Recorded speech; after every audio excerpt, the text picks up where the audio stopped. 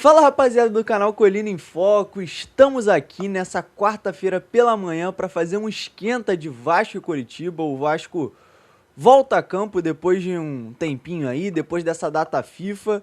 Acredito que vocês estejam com saudade do Vasco, assim como eu, assim como o Felipe. E hoje a gente vai falar brevemente de como chega o Vasco, provável escalação, relacionados, expectativa. E, Filipão, já vou iniciar com a pergunta que não quer calar. Hoje, o Vasco confirma a boa fase e vence o Coritiba fora de casa? Bom dia, Gustavão. Bom dia aos colineiros e colineiras que já estão com certeza assistindo esse vídeo desse esquenta. Cara, a data FIFA só serve para deixar a gente com mais saudade do Vasco. A verdade é essa. Que bom que acabou a data FIFA. Teremos jogos do nosso Vascão e a gente tem sentido falta porque a gente tem visto um Vasco vencedor, um Vasco que pontua. Então a gente sente mais falta ainda. A gente já sentia falta do Vasco que deixava a gente com raiva, a gente passando raiva, a gente sentia falta. Imagina o Vasco que pontua, o Vasco de Renato Gaúcho. Eu com certeza estava na expectativa para esse jogo hoje. Eu falei e esqueci a sua pergunta. Qual foi a sua pergunta, Gustavo? O Vasco vence o Coritiba hoje no Couto Pereira e confirma a boa fase? Vence, confirma a boa fase e vai com ainda mais moral para o clássico sábado contra o Botafogo. Lembrando que se o Vasco vencer hoje o Curitiba, e eu tenho certeza, confiança no meu time de que vamos vencer o Curitiba hoje, trocaremos de posição com o Curitiba. Poderemos ficar ali em sétimo lugar, dependendo de alguns resultados da rodada, Gustavão. Perfeito, você falou sobre a situação na tabela e aqui eu já informo, o Coritiba nesse momento o sétimo colocado do Campeonato Brasileiro, nos últimos 5 jogos são 3 vitórias e 2 derrotas, o Coritiba tem 13 pontos, enquanto o Vasco nesse momento é o nono colocado com 11 pontos. Filipão, como você disse, em caso de vitória a gente troca a posição com o Coritiba e começa ali a figurar ali próximo da zona da confusão, mas não a confusão de baixa. A confusão visando uma vaguinha ali de pré-libertadores, caso aumente ali o número de vagas. Uma posição ali que espero eu que o Vasco situe ao longo da competição, né? Sim, a zona da confusão, do bololô que todo mundo quer estar, né? Essa disputa ali entre pré-Libertadores ali, G4, é onde todo mundo quer estar, e caso o Vasco vença, ele se coloca nessa situação, né, de estar brigando ali nas primeiras posições do campeonato. Se eu não me engano, o Bahia é o time que está acima. Depois dá uma conferida aí, e ele tem 14 pontos, mas eu acho que o Vasco não chega, não sei se por conta de número de vitórias ou por conta de saldo de gols que está um pouquinho distante, mas de qualquer forma, a vitória dá uma moral absurda para o Vasco poder seguir nessa sequência com tranquilidade. Vale destacar que agora é uma maratona absurda, né, Gustavão? Sul-Americana, Copa do Brasil, Brasileiro, a volta é complicada. Exatamente, Felipe. O Bahia de fato está com 14 pontos. Em caso de derrota do Bahia e vitória do Vasco, conseguimos sim passar, porque a diferença de saldo são só 2 gols. Então, o Bahia perder, vai perder um golzinho de saldo no mínimo, e o Vasco vai ganhar também, vai ganhar um golzinho de saldo. Então, dá pra gente terminar a rodada até na sexta colocação. Agora, passando a lista de relacionadas, tá aí na tela, relacionados Coritiba e Vasco, goleiros Léo Jardim, Fusato e Pablo, laterais PH, Lucas Piton e Avelar, isso para ausência tanto de Cuiabano, né, como Puma, né? Falta ali um lateral esquerdo reserva e aí vem o menino Avelar da base. Zagueiros, Saldívia, Robert Renan, Wallace, Cuesta e Lucas Freitas. Meio-campistas, Hugo Moura, Tietê, Barros, Thiago Mendes, JP, Rojas e Matheus França. E atacantes, David, Marino, Nuno, Adson, Brenner e João Vitor Omutano. Já que a gente está falando aqui sobre relacionados, a gente também já vem com a provável escalação da equipe do Vasco. Eu sei que você está curioso para saber a provável escalação, com ausências, né? A gente sabe que não teremos Cuiabano, não teremos Andrés Gomes, e a provável escalação com essas ausências é essa aí que está na tela. Léo Jardim, Paulo Henrique, Saldívia, Robert Renan e Lucas Piton. Hugo Moura, Thiago Mendes e Tietê, o meio-campo aí que já vem se consolidando como os titulares de Renato Gaúcho. E na frente, Nuno Moreira pela esquerda, voltando a atuar pela sua posição de origem. Marino pela direita, tendo uma oportunidade aí, diria sua primeira grande oportunidade com a camisa do Vasco. E o DVD, que fez gol contra o Grêmio, está em alta, mais uma vez no comando de ataque. Filipão, essa equipe titular, na ausência de Cuiabano e Andrés Gomes, te agrada os substitutos? Me agrada sim, assim. É o que temos, talvez, de melhor. é, Assim, trocando algumas posições ali, por exemplo, eu acho que o Adson vive uma melhor fase que o Marino, mas eu acho que a opção pelo Marino é mais interessante para esse jogo do que o Adson, já que a gente vai continuar tendo um jogador que é bom na velocidade, que leva para o fundo para poder fazer o cruzamento, ou para poder. Tem o drible também, o arremate. Então, assim. Se a gente for falar de momento, o Adson vive um momento melhor que o Marino. Mas eu acho que a opção pelo Marino para esse jogo, que eu entendo que o Vasco vai jogar de uma maneira reativa, o Marino talvez seja mais interessante como opção.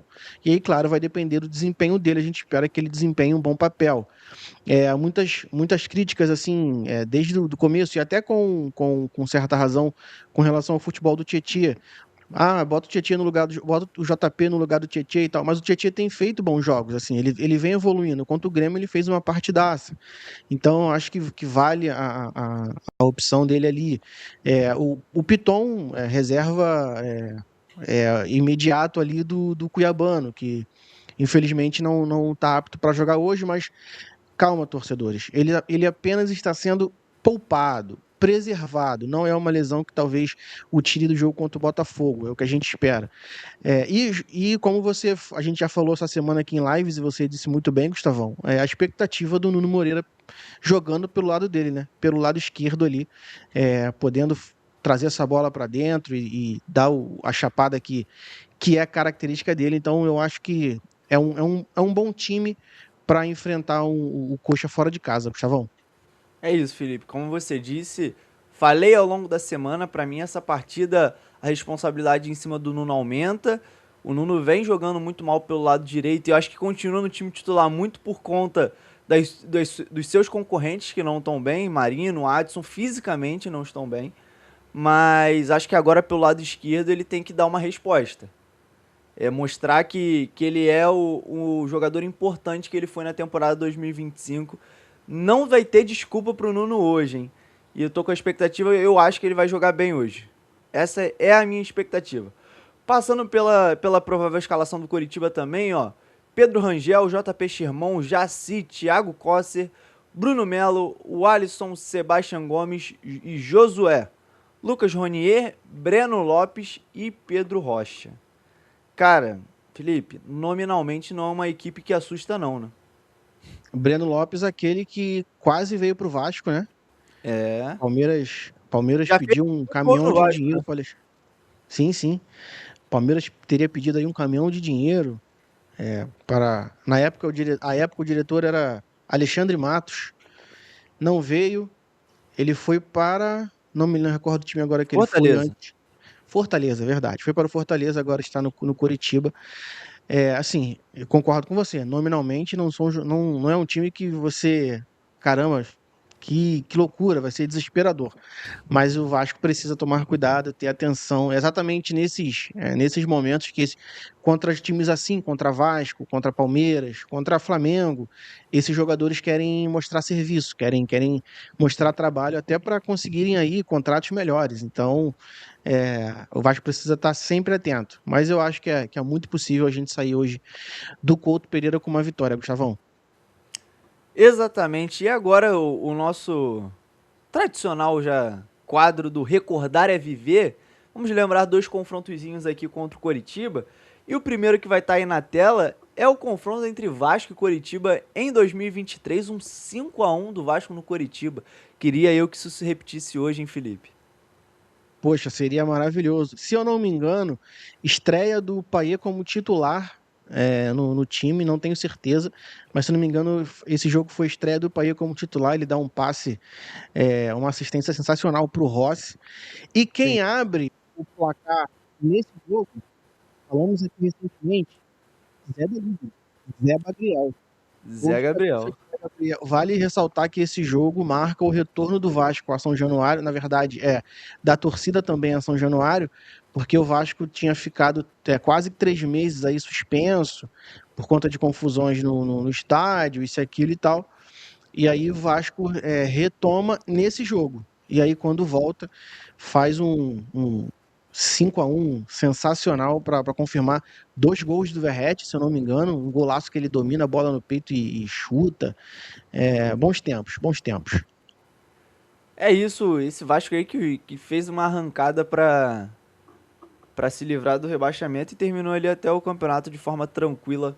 Tranquila não, tô maluco. Foi até a última rodada nada tranquila com o Ramon Dias. Esquece, esquece os bons tempos que eu falei. Eu quis dizer bom jogo, né? O jogo, esse jogo especificamente. Bons tempos não, porque 2023 foi assustador. E agora aí na tela a partida que eu acho que todo torcedor lembra quando fala Vasco e Coritiba, especialmente no Couto Pereira. Essa imagem aí que é sensacional. Depois do gol do Éder Luiz, aquele chute de longe, a falha de Edson Bastos, e aí tem o trem-bala da colina liderado pelo Éder, atrás o Diego Souza, Alexandro e Dedé. Ai, aí sim a gente pode falar bons tempos, hein, Felipe? Espero que essa imagem possa inspirar os jogadores do Vasco hoje a trazer uma vitória no Couto Pereira, né? Exatamente, agora sim vale o que eu falei anteriormente. Bons tempos, meus amigos. Olha esse time aí, com Dedé, Alexandro, Diego Souza, Éder Luiz. Diego Souza, que até então não tinha revelado seu time, já estava jogando no seu time de coração e eu não fazia ideia de que ele era vascaíno.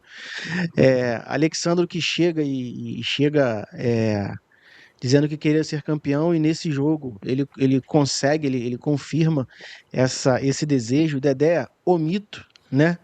E o Éder Luiz, cara, que faz esse gol aí que ninguém imaginava.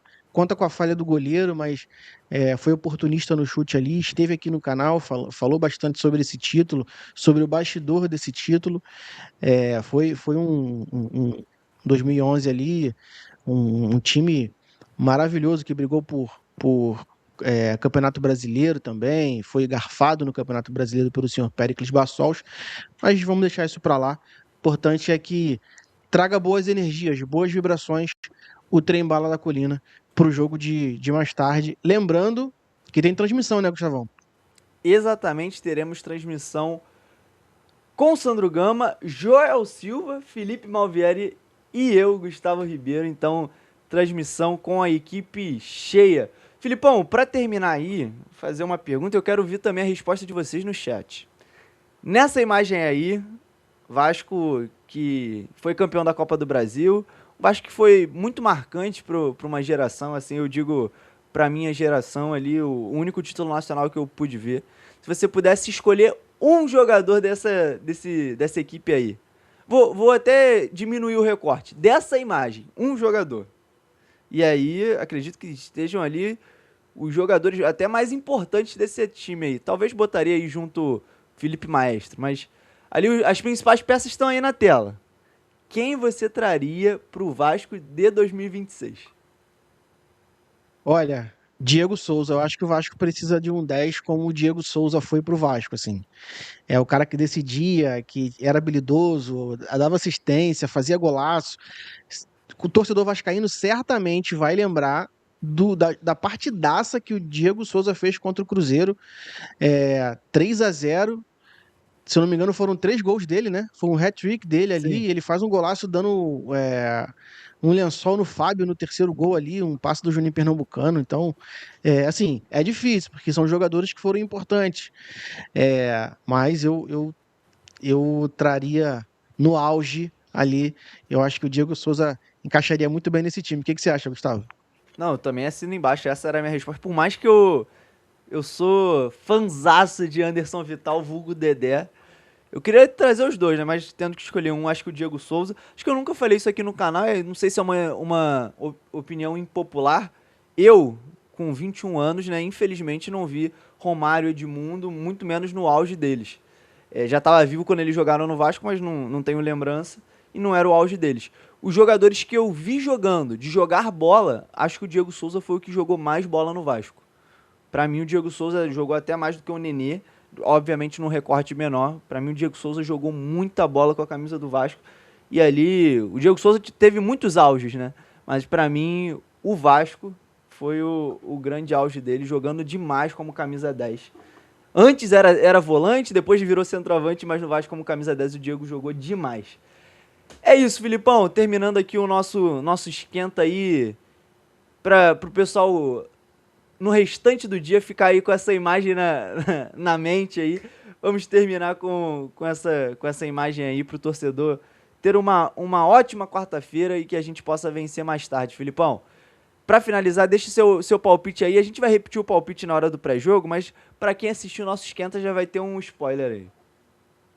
É isso, ó. Bom, bom dia pra rapaziada. Nos vemos às 19h30, a partir de 7h30 a gente tá aqui com o pré-jogo.